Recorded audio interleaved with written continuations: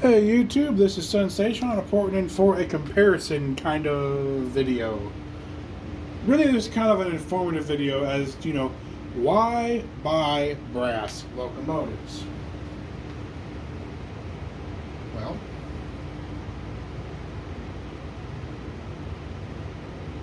let me tell you why.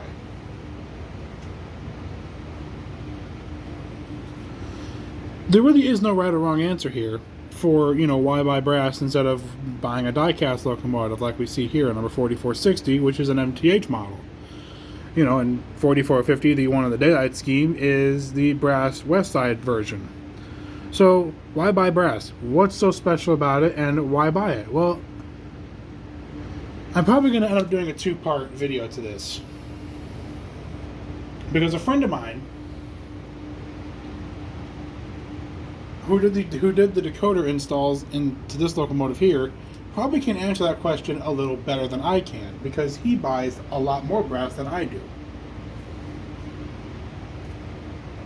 I'm slowly getting into brass steam because I like it. It's cool looking, and it is really highly detailed stuff. Now you might be saying to yourself, but look at 4460. It's got so much more detail than the GS4. Okay, think about this for just 1 minute. The GS4, skirted. Okay? GS6, unskirted. So there's pretty much the main difference there. Now, the other difference with these two very different locomotives is one of these has Protosound 3 and the other one has Tsunami 2. Now, I know a lot of you are going to tell me that Protosound 3 is not very good. I have to differ. I have to disagree.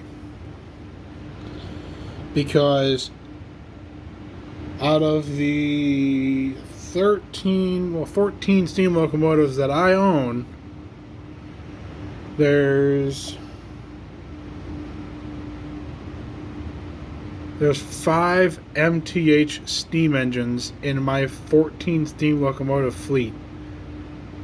So there is that. Now, none of them are Locksound. I know. I'm a big Locksound guy. As most of you guys know, I love Locksound. I can't get enough of it. But for steam engines, I like having a variety. So like Protosound 3, Paragon 3, Paragon 2, Tsunami 2. I'm not a fan of Tsunami 1, but I'll make it work. Sort of. Anyway, let me go ahead and start up the 4450, even though it's already started up with its awesome Mars light that it's got on it. So let me go ahead and find it in my controller here. I just passed it. Function 8, because it's on mute. And then 4460, it'll be function 3, because it's Protosound 3.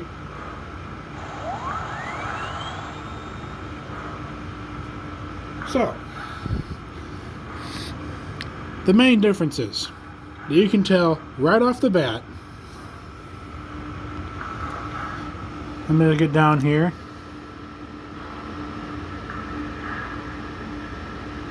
There is a noticeable height difference in both models. Now that just might be because the MTH version might be slightly smaller than actual HO, or it's the fact that actually the GS4 was actually taller than the GS6 to begin with. I'm not entirely certain. The other main differences. Noticeable differences is the cab. There is no cab interior in the brass GS4, but there is a cab interior in the GS6. I'll get the camera down there so we can kind of see it. If you can kind of see it, there is a cab interior. There it is, right down there. Let me zoom back out again.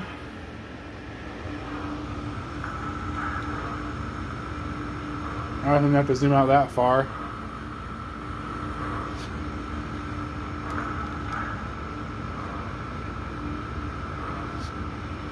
don't have to zoom out that far. Anyway, right there will be good. Let me move my camera back again. So,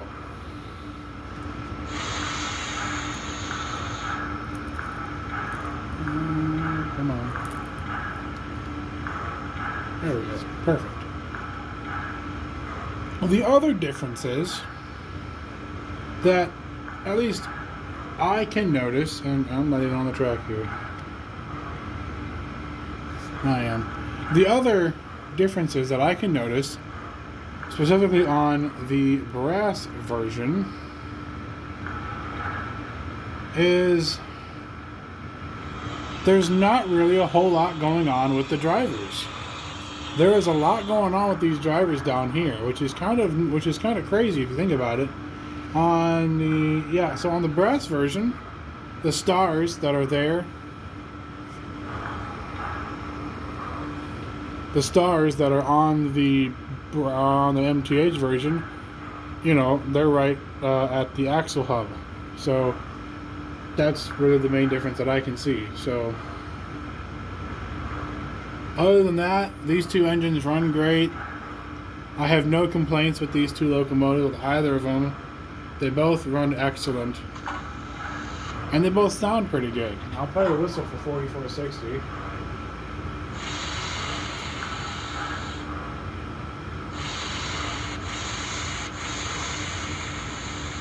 That's not the whistle.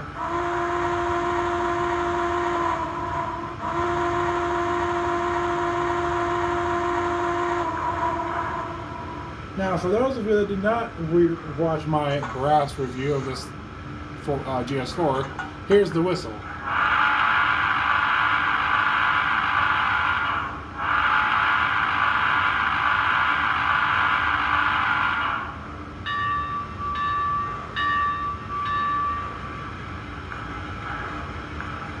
Now, I know a lot of companies, Tsunami I believe is one of them, they use the sound file off of the whistle, at least. I think they used it off of the actual GS4 that's still running today, which would be 4449. Obviously, you're not going to get that sound in an HO scale model unless you put a huge speaker in the tender. But to avoid using the tender wires, which is something that MTH has already mastered with no tender wire, and Brass has already been doing this, but MTH mastered it for DCC systems, is they have done this thing. So you just have two little tabs right there, and that's all the connection the locomotive needs to the tender. That's it. That's all the connection. That's it. That's the only connection.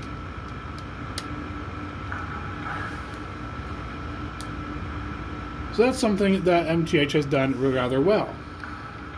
The one thing that they haven't done very well is, well, I mean, this locomotive weighs quite a bit.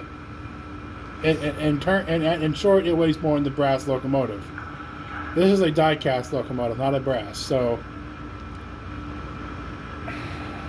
I mean, it's really hard to say which one is better than the other, because there really isn't one that's better than the other. They both run really well. It just depends on what you're looking for. I'm buying both brass and die-cast because I'm crazy. Because I'm a different breed of person. Because I'm nuts. So, really, if you're looking to buy brass locomotives, really this is like the best piece of advice that I could give out here.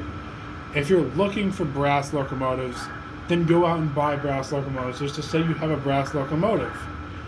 But if you're actually looking for a brass locomotive to run, look first for die-cast. And if the die-cast ones are too expensive, look for the brass one. Because sometimes, it's very rare, but it's not rare, it's a lot of times if you look on eBay, you can find really good deals. I almost scored a Frisco 482 for $100. And it was brass. So, there's that. Anyway, I just wanted to let you guys know that, it doesn't matter what, it doesn't matter how much money you have, what the value is of your locomotive. The only thing that matters is why you want it. You know, if you want something, go get it. Nothing is stopping you to go and get your own model, to go and get a brass GS4 for $200. Nothing's stopping you. You just gotta know where to look. I've been looking for not a brass, but a GS4 since BLI came out with their model a couple years ago in Paragon 2. And I haven't been able to find a BLI one for under $500. I got a pretty damn good equivalent if I say that, if I'm thinking so. I mean, you guys can be the judge of that if you want to, but in terms of, you know, runability, cost of, you know, just to get it to run right, for $375, I did pretty well. You know, because if I were to get a locomotive like this in brass with it already DCC and sound and already have LEDs, I'd probably be paying at least $1,000 or more for it.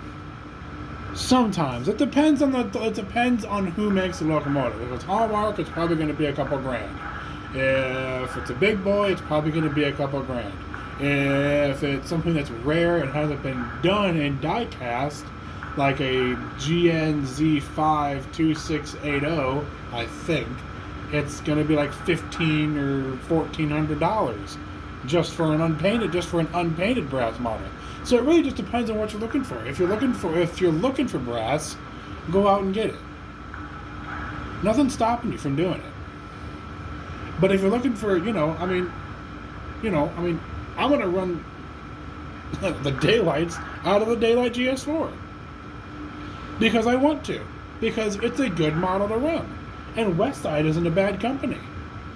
You know, they did actually pretty damn well for themselves with this model.